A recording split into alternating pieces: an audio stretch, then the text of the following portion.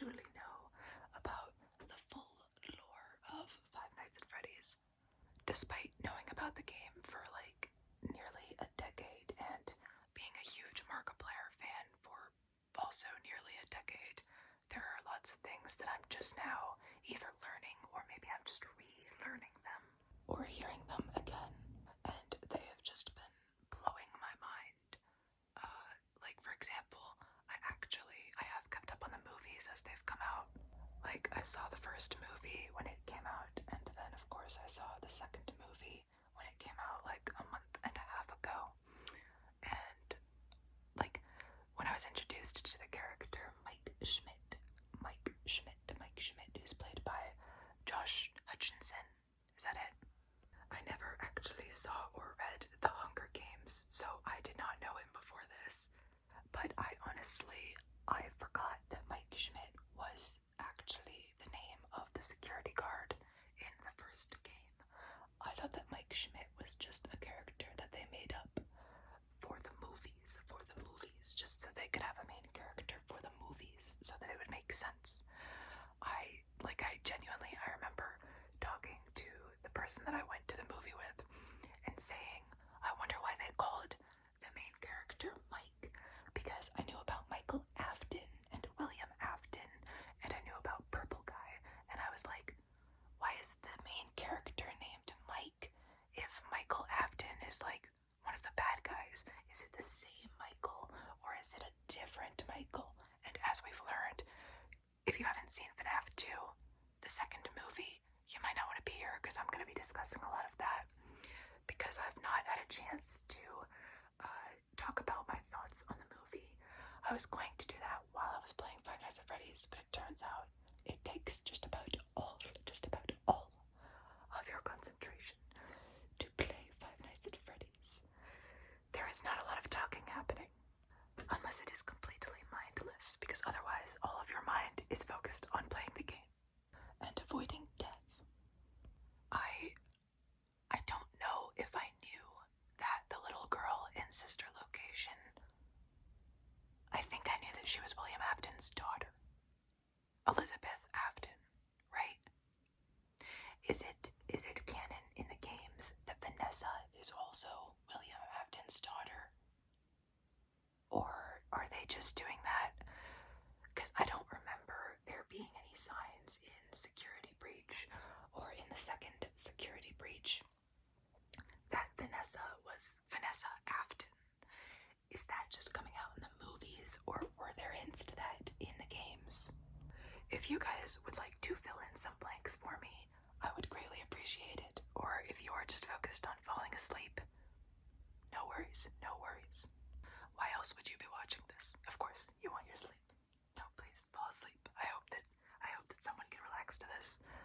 Although, when it comes to lore and things like this and mysteries, I feel like if you're anything like me, you'll start getting involved in what I'm saying, and you'll be like, oh, I know this, or I want to hear this.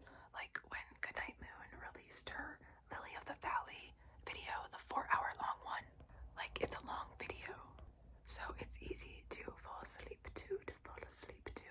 But also, I'm so interested in all these characters that she's created and all of this world building that she's done, that a part of me wants to stay up and listen and appreciate the art and the lore and the whatever hints she decides to throw in. It's the same with her Babelbrook series. It's hard not to just want to sit and enjoy the work, or want to listen, or want to get, especially with something like Five Nights at Freddy's. I feel like the storyline is something that you can get so entangled in, because there is so much to the story. There is so much to the story that it's like you could just go on a deep dive and you would never stop diving. But yeah, so I forgot that Mike Schmidt was actually the security guard. Was it in the games that he had? I don't know. It's so weird because it's like in the movies, the original animatronics are like friendly, but that doesn't doesn't really seem to be the case in the game. So, but in terms of the movie, my only complaint about the second movie that just came out would be, I remember seeing on social media, specifically on Instagram, a lot of people were saying, or the official Five Nights at Freddy's page was saying things like, we can't wait for you to meet this character, we can't wait for you to see him, and everyone's like, ooh, who's it gonna be? And a lot of people were suspecting it was going to be Mangle. And well, I feel like that kind of fell flat. Like, we did meet Mangle, but personally, I felt like they could have utilized Mangle a lot more in the movie. When we see Mangle, it's like he's on top of the car, and all you really see are his arms crashing through the windows, and it's like, yeah, that's scary. Like, a car scene is always scary, because it's like, you could crash, anything could happen. Any car scene is like automatically scary. But all we really see are his arms, and even then it's just barely. Like, it's spooky, it's a scary scene. You would not want to be in that situation ever. But I was really looking forward to like a scene where we see Mangle like crawling across the ceiling like a spider, just like this, and then maybe like his head does the little upside down thing, like because he's Mangle, he's got like all these legs and stuff, kind of like a really creepy spider, and I feel like it would have been a really good idea to see him like crawling along the ceiling. I just feel like we didn't really see enough of him. Like, they could have utilized Mangle a little bit more than they did, if that makes sense. Still fantastic. It was still fantastic. It was still like, all of the animatronics I feel like have been really well designed. Like, they look like how they look in the games. And I feel like maybe it was a bit easier for them to capture the FNAF 2 animatronics. Because they're so much more like squeaky clean, and like, I don't know how to describe that, but they looked really good. They looked so accurate to the games. They looked great, and I loved seeing oh god, what's his name? The guy that played Newman in Seinfeld, and the guy that was in Jurassic Park. He was that guy who eats the donuts, and he was working against the park all along or something like that. What was that guy's name? I always forget the actor's name, but it was nice to see him in that. It was really cool. Let me look him up. Wayne Knight. He was in FNAF 2, and I appreciated, I mean, I hated his character, but I appreciated seeing him. He's a good actor. I didn't know that he was a voice in Toy Story 2, and apparently he was also in Dirty Dancing. I must have forgotten that, because I know I've seen Dirty Dancing before, but I completely forgot about that fact. But it was good to see him in that. I like him. I like him as an actor. He's really good in Seinfeld. And Jurassic Park. I grew up watching Jurassic Park. My parents and I weren't really people to like binge watch like a series or a movie series. Like, we would watch one episode of a show after work, after school, maybe two if it was like a weekend night or a weekend, but we would never really binge watch stuff. But Jurassic Park is the only series I remember we would binge watch when I was a kid, and I loved it. We had them all on DVD, and then when Jurassic World, the first one, came out, we had that on DVD in a set, and we would watch them all one after another, and it was one of my favorite things when I was a kid, to just watch all of those movies in a row. I thought that was so fun. So there's a major nostalgia factor there. And then Matthew Lillard, of course, is fantastic.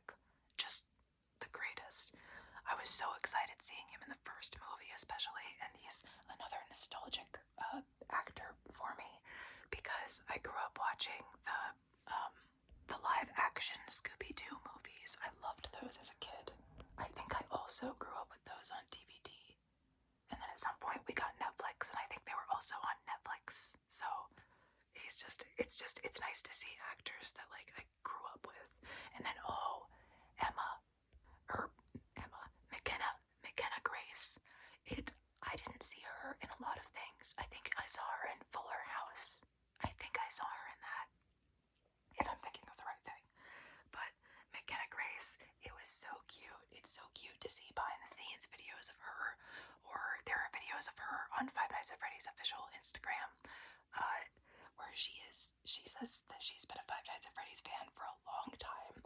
So even though she doesn't have like the biggest role in the movie, like she's really only in it for like maybe 10 minutes. Her role really only exists that long. And so it's like she really doesn't have a huge role, but she is just so excited for this movie. If you ever see any of the videos of them talking to her outside of the movie, I just love that she's such a huge fan and that she had so much excitement. I feel like that excitement was just super contagious. So that was just really nice to see. But anyways, I was talking about like lore and stuff. Yeah, I just finished playing night 6. I completed it took me an hour and a half to beat night 4. And then it took me like 35 minutes to beat night 5. And then it took me 40 minutes to beat night 6. And I'm like, what are those numbers? It took me 20 minutes to beat night 1 and 2. It took me 20 minutes to beat night 3. And then night 4 was just a nightmare for some reason. What gives? I'm like, dude, are you kidding me? But now I'm wondering, what do you guys think for the movies? Because I'm wondering, like, how many kids does William Afton have, right? Because there is Michael, there's Elizabeth, there's apparently Vanessa, there's the crying child, which I don't know if I realized that back in the day, which, to cut myself some slack, when Five Nights at Freddy's was coming out, I was like an early teenager. Like I was like 12, 13, I think. Like 11. So like I didn't start getting into it until like only a few of them, or a couple of them, had been out. Actually, didn't it come out in like 2014?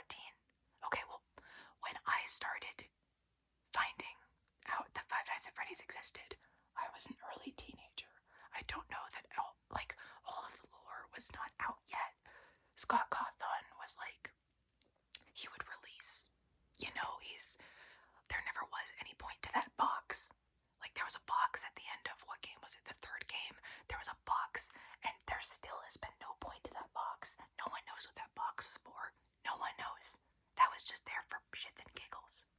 So it's like, I came into Five Nights at Freddy's at a weird time, and I haven't really kept up on the lore, but then I've been like diving back into it over the past few years, and like I've watched Mark play Security Breach.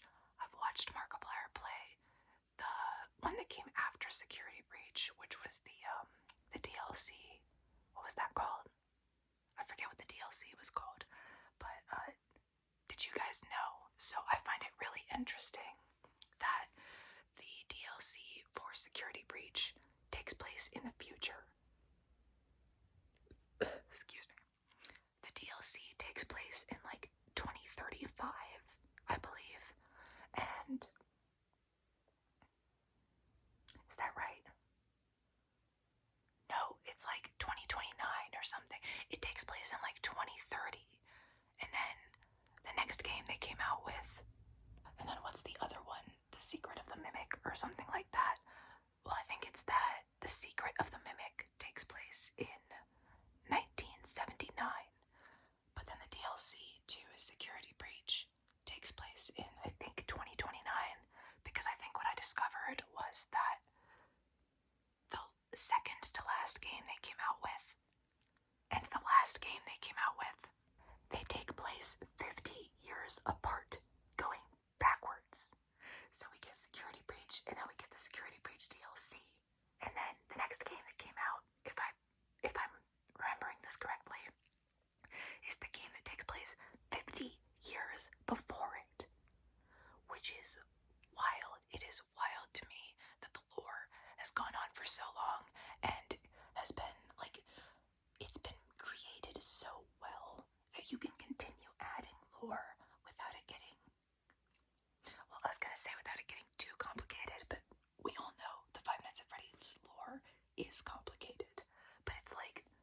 uncomplicated enough that you can add some things in other parts of time that it still, like, makes sense for the game's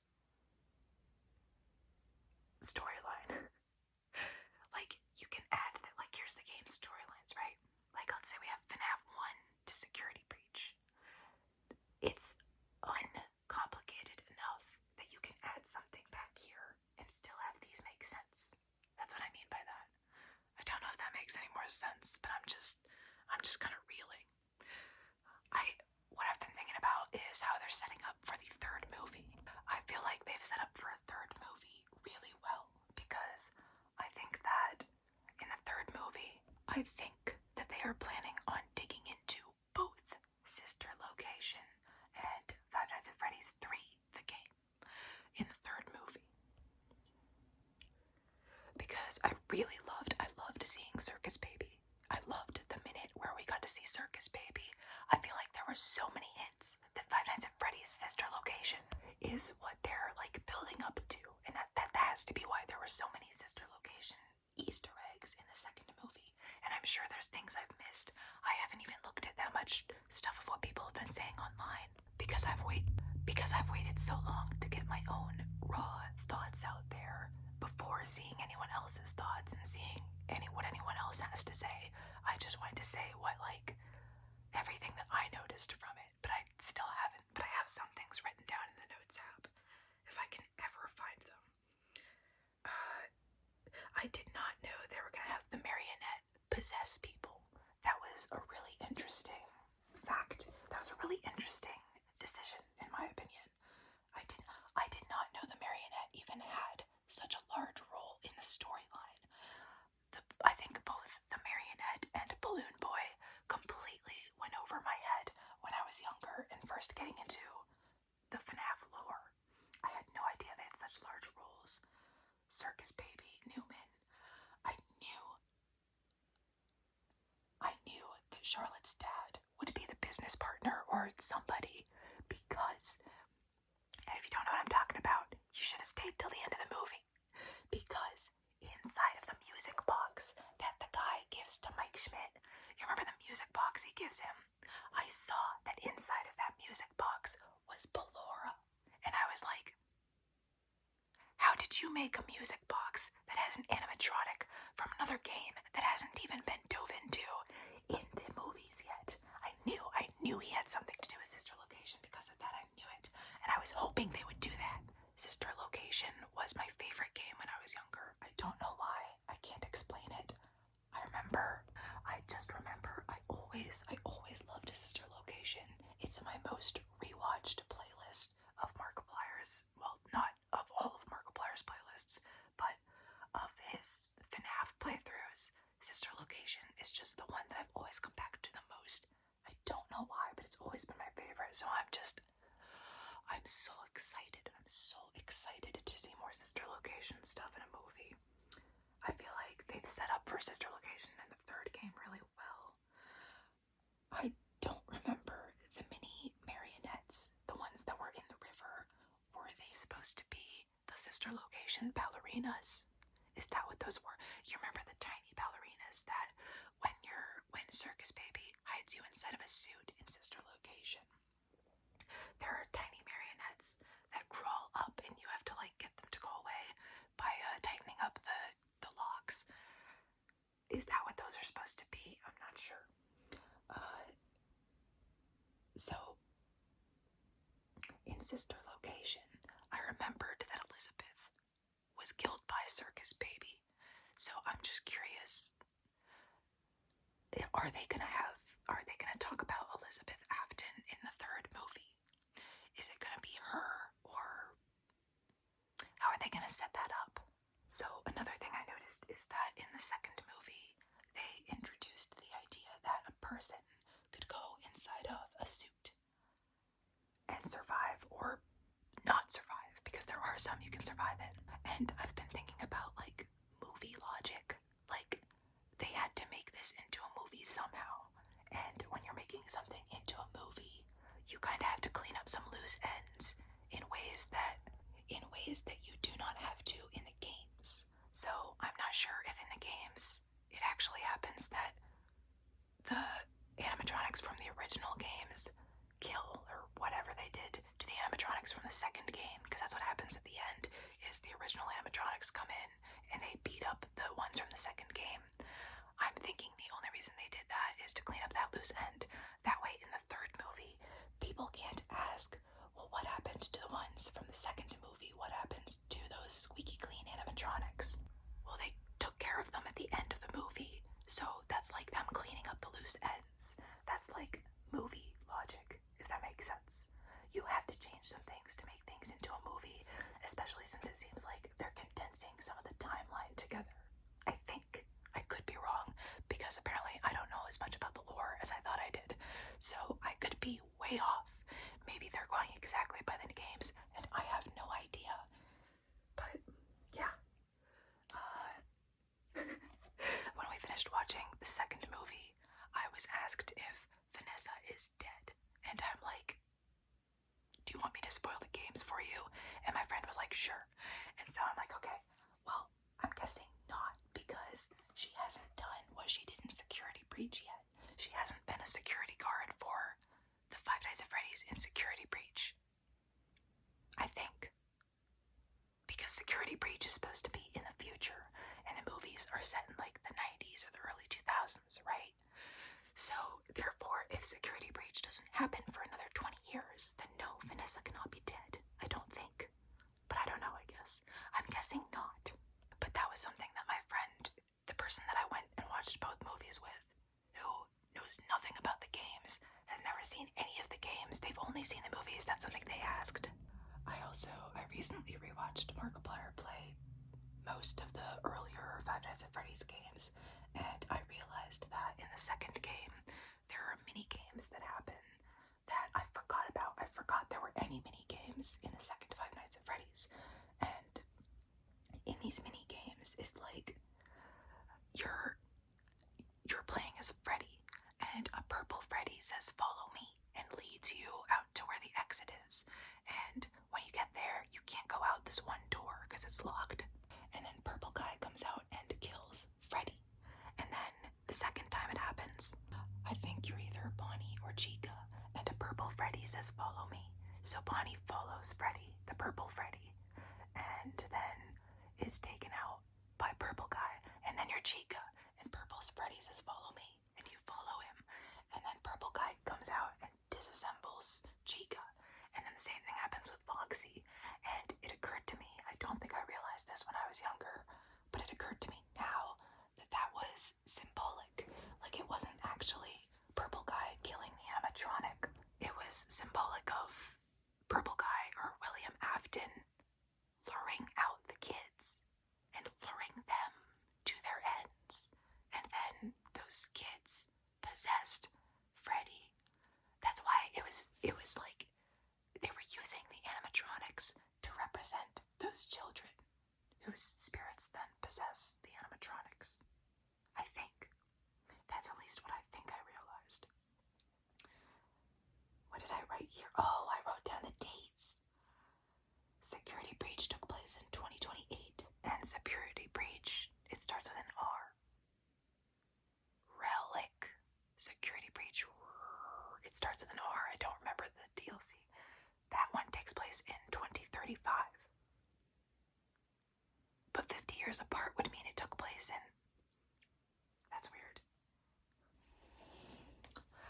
And then I wrote down, because I have a bunch of notes about my thoughts. And then I wrote down, I just looked up. So the movies have been using the Living Tombstones songs in the credits, which I love that. I love that. I remember when I finished the first movie and I heard the Five Nights at Freddy's by the Living Tombstones start playing, and I lost my mind.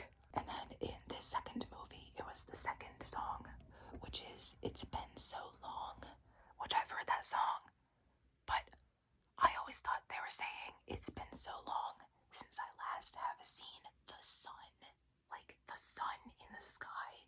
I thought it was from the point of view of an animatronic, but I googled it and I found out that It's Been So Long is from the perspective of Mrs. Afton. I had never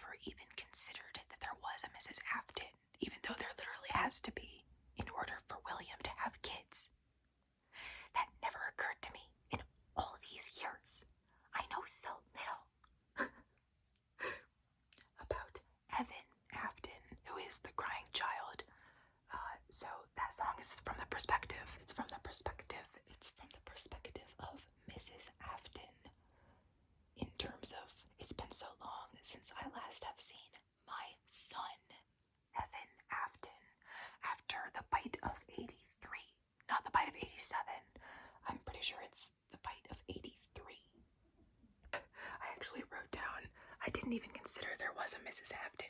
Dear God, I'm behind on the lore. I also wrote, that was a wild way to start things off with the marionette's origin and a young Vanessa. For a minute, I wondered if it was, I wondered if it was McKenna Grace's character's younger self at first, before realizing that it was supposed to be Vanessa's younger self, which makes sense because the casting, the young girl who played the young Vanessa she very much resembled the girl who plays Vanessa, so props to the casting team. And then yeah, I just wrote down that the only underwhelming thing in my opinion was Mangle. I feel like we barely saw him. Like they could have had him creepily crawling across the ceiling, but instead he was on top of Vanessa's car. And don't get me wrong, car scenes are intense, but I feel like they could have done a lot more with Mangle than just having his arms smashed through the windows. It was intense. I just feel like they could have utilized him more, like having him, crawling across the ceiling. He was spookier in the game, in my opinion. I just felt like they could have done more with him. Okay, now I'm gonna Google Fnaf 2, and I'm gonna see what other people are saying, so that I can, because I'm sure there are things I missed. Oh yeah, were there purple eyes somewhere at some point? Didn't Fanny have purple eyes? That wouldn't make sense though. No, wait, it was Glitch Trap. Didn't Glitch Trap have purple eyes? God, I'm so behind on these things. It has 16% and 1 star on Rotten Tomatoes. I feel like that's because I think that's where the reviews, I think it's because of the reviews of like movie critics or people who weren't into Five Nights at Freddy's. I'm guessing is where all the bad reviews are coming from. I'm guessing. I don't actually know, but I just wonder if it's because I saw a lot of people or a lot of like critic reviews or reviews that came out like before the movie actually came out of people saying that it wasn't a good horror movie. And well, I'm just thinking like yeah, if you're expecting it to be a horror movie like how other movies are horror movies, then yeah, maybe it doesn't quite live up to some of those. But I feel like it's more like the people who know Five Nights at Freddy's will appreciate it as a Five Nights at Freddy's movie. But if you're expecting it to be like a true horror movie without knowing anything about Five Nights at Freddy's and without being at all into Five Nights at Freddy's, then maybe it won't live up to being like an average or a normal or like a really good horror movie. Does that make sense? It's more something for the fans, which is what the director and everybody has kind of been saying. I don't know though. It's just my thoughts. I just found a Reddit thread of thoughts. There was a jokey version, blah blah blah. Oh wow, there are actually a lot of bad reviews on here.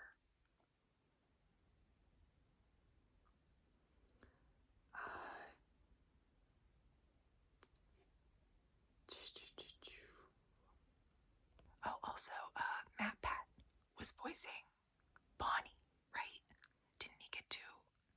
What's the official name of the Fnaf 2 animatronics? Because aren't there like different names for all of them? Like the Fnaf 1 animatronics are like the withered Bonnie, withered Freddy, and then I don't know what the name of Fnaf 2 ones are. Because then like for a security page they have, isn't it Glamrock? Glamrock Freddy, Glamrock Freddy, Glamrock Freddy, or something like that. I think that's the name. I don't know what the FNAF 2 names are. There's a whole thread. Weird. Oh wow, I didn't know this, so I guess a lot of people suspected that Abby was going to become Circus Baby because the name Abby is an anagram for baby, or could be. I'd never heard that before. I never even thought of that. I guess it's because I never knew where sister location would factor in with the games. One of my questions is, I'm not sure how they would, so I can see where they're going with a third movie, where they'll go into Springtrap, all of what happened in the third game, and how they might play into some sister location stuff,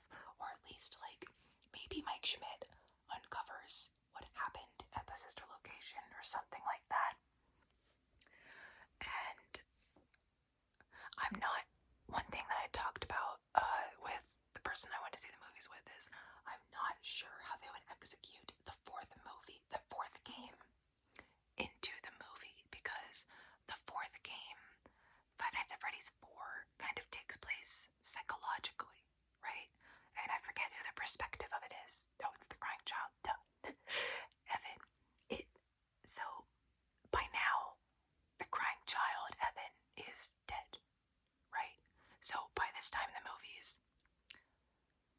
We know that it's Michael, who is Evan's older brother, and Michael used to scare Evan with the animatronic masks. So, by this point, the bite of 83 has happened in the past. Evan is dead. So, how would they tell us about Five Nights at Freddy's 4? Because it happens, like, psychologically. Like, there's actually a lot more to it than I thought there was. Apparently, like, I was watching some old game theory, some old MatPat videos, and seeing stuff about how, like, one of the Fnaf locations had some kind of gases or something. So there's, like, a chance that the gases were making Evan see the animatronics in the nightmare form that we see them in. Because it's like the kid would stay up and would basically kind of have these visions of, like, a nightmarish Freddy, a nightmarish Bonnie, a nightmarish Chica, a nightmarish Foxy that aren't actually what the animatronics look like. They're like a severely more scary version of the animatronics. It's all in the kid's head. So how would they execute that? How would they explain that in the movie? Are they gonna have like a flashback to like a small Evan, and it's gonna be like from his perspective or something? And then they're gonna have like a young Michael come out, and oh, by the way, I loved seeing Freddie Carter in the movie.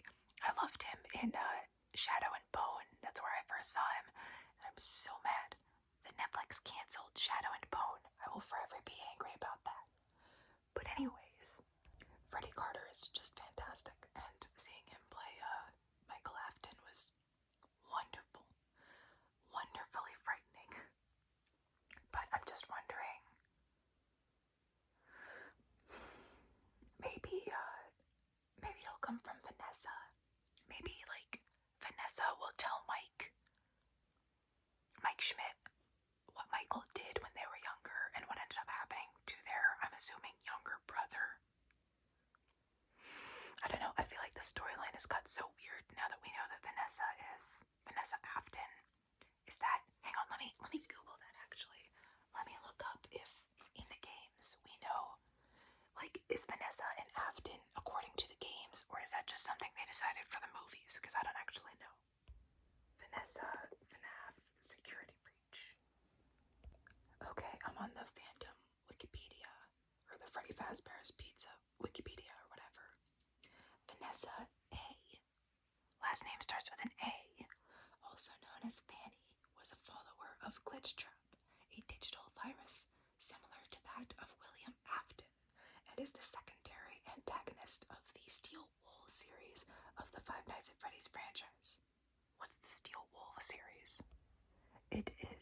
She is the main antagonist of Five Nights at Freddy's Security Breach. It is revealed in the Princess Quest minigames that she was the main protagonist in Fnaf Help Wanted. Oh, that makes so much more sense. Where she was first corrupted by Glitchtrap. Okay, well, in this it says her age is 23. So is she not the same Vanessa as the Vanessa in the movies, or what? God, they've had to condense so much stuff for the sake of the movies that I don't know what's going on. In Five Nights at Freddy's AR Special Delivery, she goes by the name Ness in the emails. Oh, wow.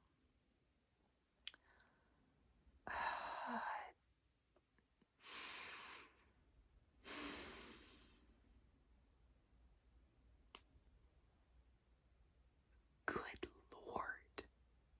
I did not know all about this about her. I did not learn any of this in Security Breach. She's a protagonist in Help Wanted, but an antagonist in Security Breach. So it's like she gets corrupted.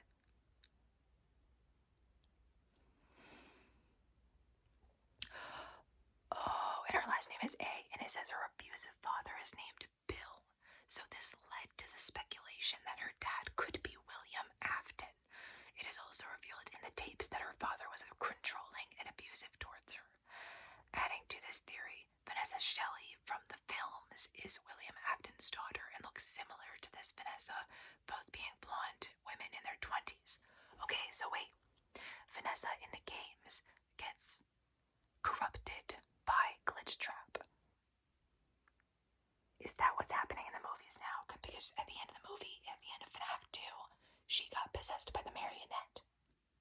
So is that what they're building towards? Instead of introducing Glitch Trap, are they gonna have the marionette be what possesses her or what? Maybe it's kind of not quite karma, but like, I hate to use that word. I'm just thinking like, because in the beginning of Fnaf 2, when Vanessa is a little girl, she doesn't stop. She does not stop the girl who ends up being the marionette. Like, she doesn't do a lot to prevent that. So then it's like mirrored, not karma, but it's like mirrored that at the end of the movie then she's the one being possessed. I don't know. And also, of course, at the time Vanessa was just a kid, so it's like, God, what would you do in that situation? You're just a kid.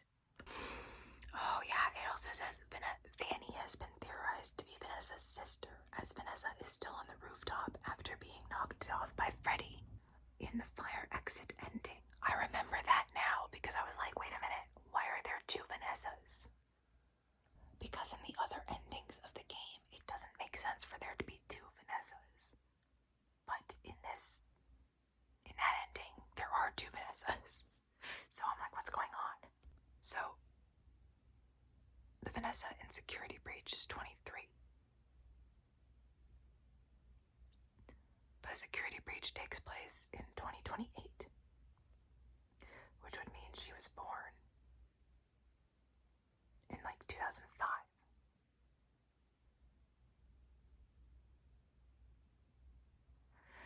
But if she was born in 2005, was William Afton still alive? And William Afton, I mean, I guess it's possible if he had Vanessa with another woman, with a different woman from the previous kids, or with, because if William Afton was able to have a young child and an older child being Michael by 1983, and we know this because the bite, Evan's bite, I must be in desperate need of a game theory video, because all I can think of is Evan Afton, the younger son of William Afton.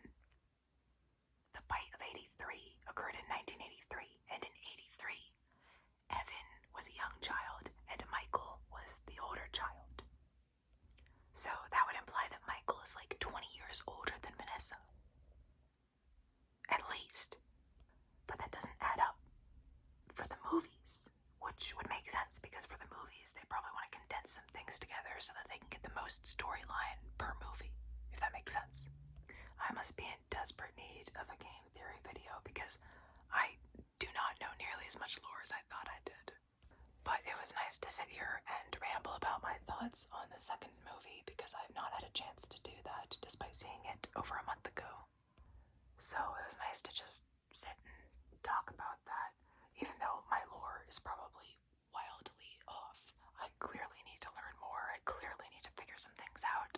Because, yeah, I didn't even know that Mike Schmidt was actually the guy from the first game. So, and that was like 2 years ago when the first movie came out.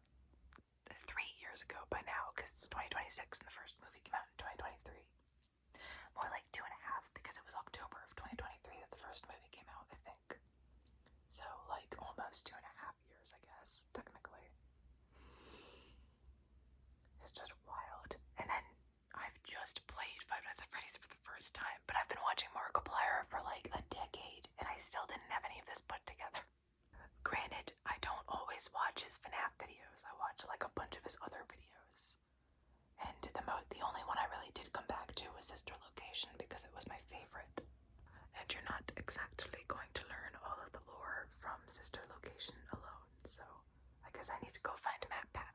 Also, can I just express how upset I am that I literally discovered Matt Pat in like 2023 upon one of his, I think it was one of his Garden of Pan videos that I got into, because I would get so mad because people would play Garden of Pan and I would watch them and they would like not look into it. Seemed like there was a lot of lore to that game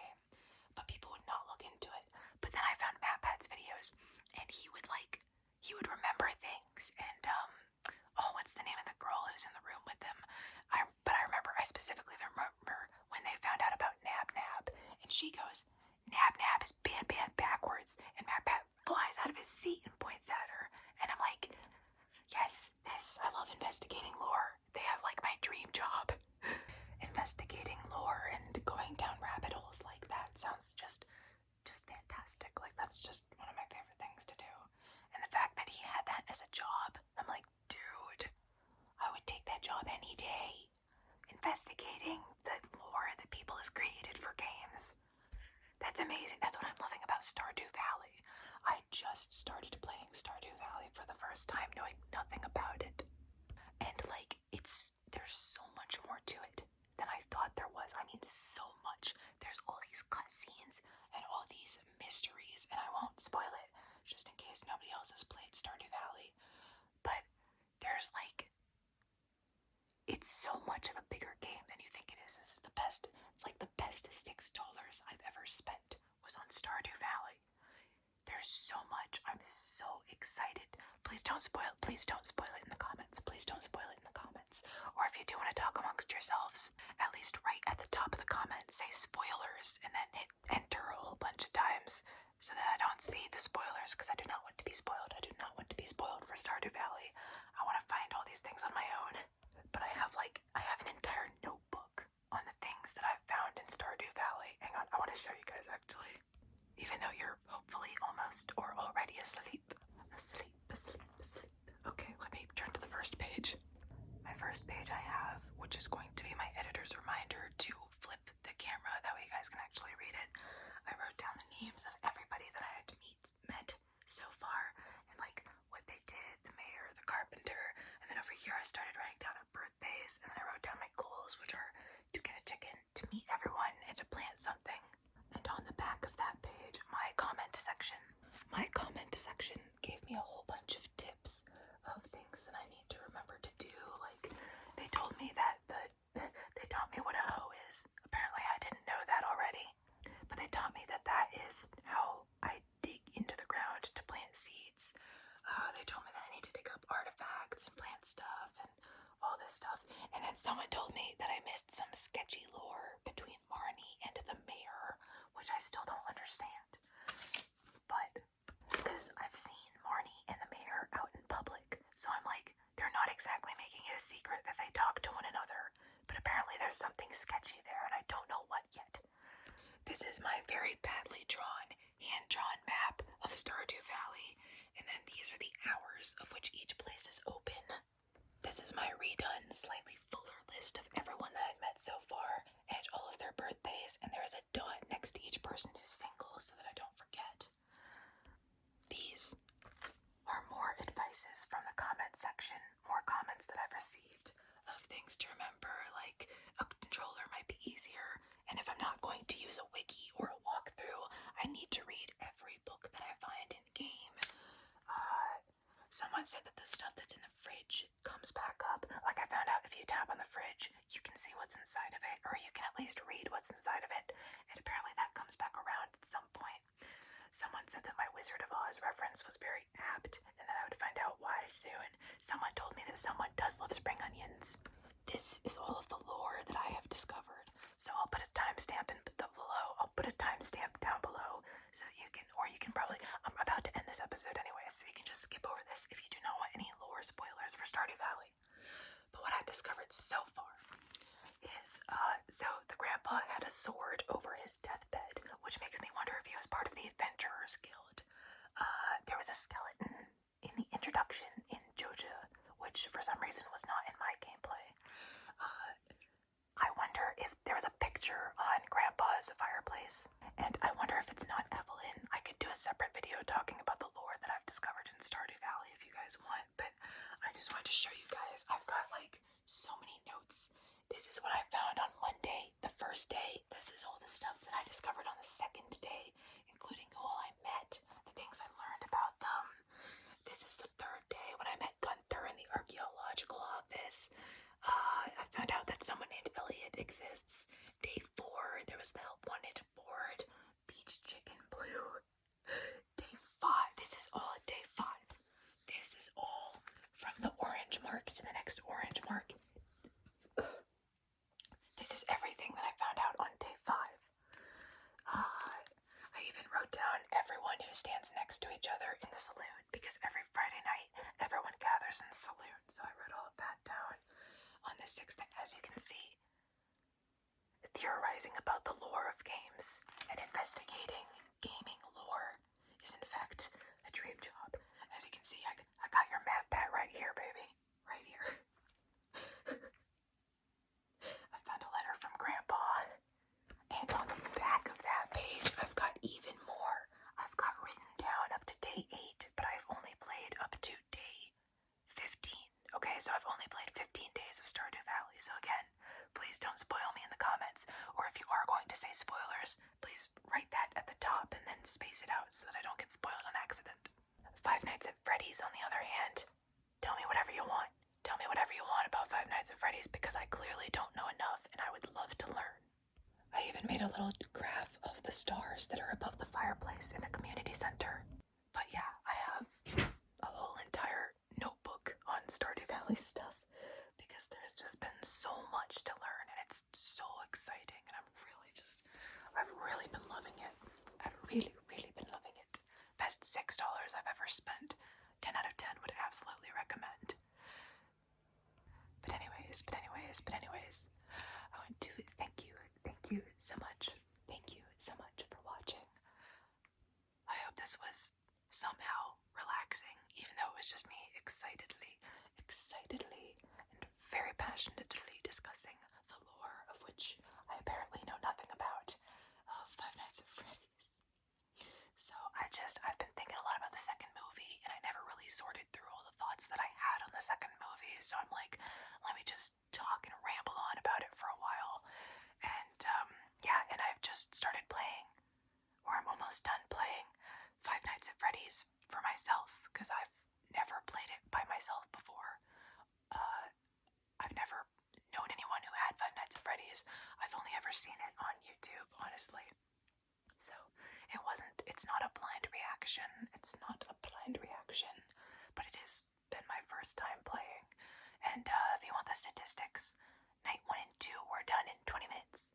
Night 3 was done in 20 minutes. Night 4 was done in an hour and a half. Night 5 was done in 35 minutes. Night 6 was done in 40 minutes. I have yet to play Night 7. 20 mode. Wish me luck, or wish that I rest in peace, because, well, actually, by the time I'm stuffed into a suit, I'll be resting in pieces. So, what a lovely way to send you off to bed. Such a lovely topic to listen to before you go to sleep at night.